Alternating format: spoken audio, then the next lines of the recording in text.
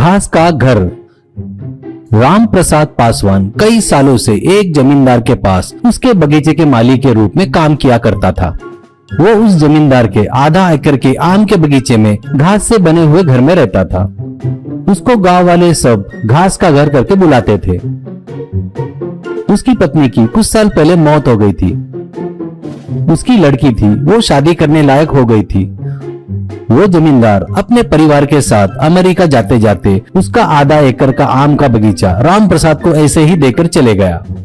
तब से राम प्रसाद उस घास के घर में रहते हुए उसी बगीचे में फल बेचकर जो पैसे मिलते थे उसे जमा करते हुए उन पैसों से बगैर माँ की खुद की बच्ची की एक गवर्नमेंट जॉब कर रहे जिसका कोई भी नहीं था उससे शादी करता है।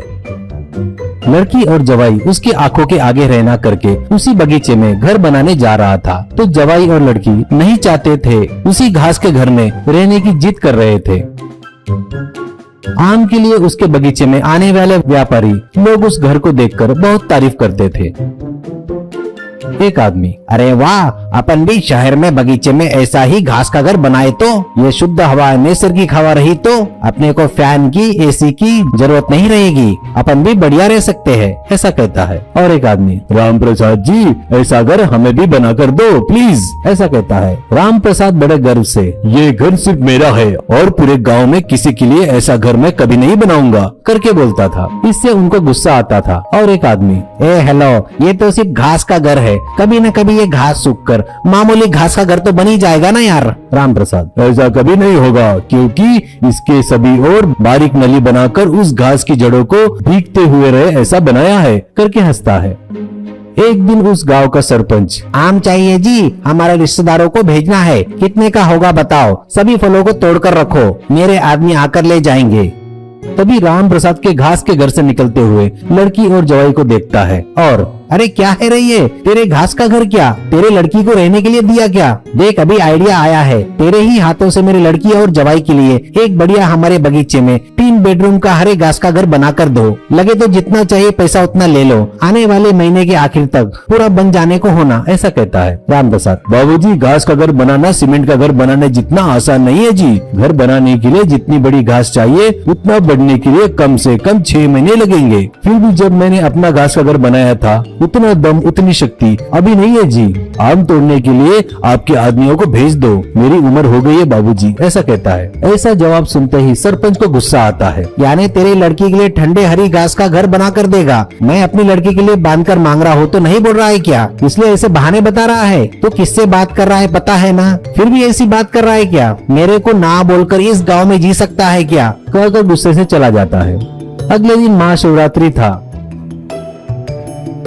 राम प्रसाद लड़की और जवाई को लेकर शंकर जी के मंदिर में ले जाकर वहाँ पूजा भजन करके घर आता है तो देखता है कि गाय बैल भैंस तब तक उस घास के घर को पूरा तोड़कर चबा रहे थे। वहाँ पर सरपंच के 2 आदमी थे और वो राम प्रसाद को देखकर जोर जोर से हंसते हैं। एक आदमी, अरे बुरा मत मान राम प्रसाद, हमारे बाबूजी के जानवरों को खाने के लिए मार्केट से गाड़ी भर के चारा आता है, पर आज नहीं आया करके जोर जोर से हंस रहे थे। राम प्रसाद और उसकी लड़की छाती पीट पीट कर रो रहे थे और जवाई सुजीत लेकिन गंभीरता से देखता हुआ खड़ा था। ऐसे महीना बीत जाता है। चेयरमैन का घर दोस्तों से सगे संबंधियों से भरा चहक रहा था। वहाँ पर कुछ फंक्शन चल रहा था। सरपंच की पत्नी और तीनों लड़कियां पूरे आंग भर के गहने पहनकर अपनी अमीरी दिखाते हुए सबसे बात कर रहे थे।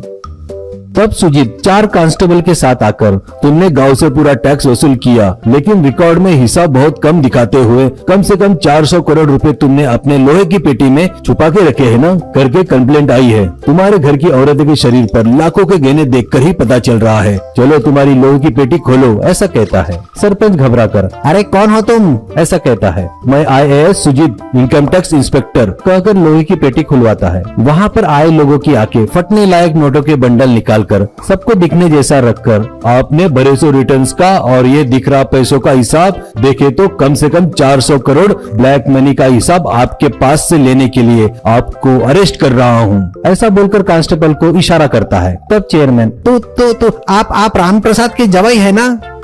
वैसे चेयरमैन जेल में जाता है। राम प्रसाद सुजीत से, जवाई साहब गवर्नमेंट ड्यूटी करके बोले तो ऐसी छोटी मोटी ड्यूटी सोचा, बड़ी पावरफुल नौकरी है जी करके चौंक जाता है।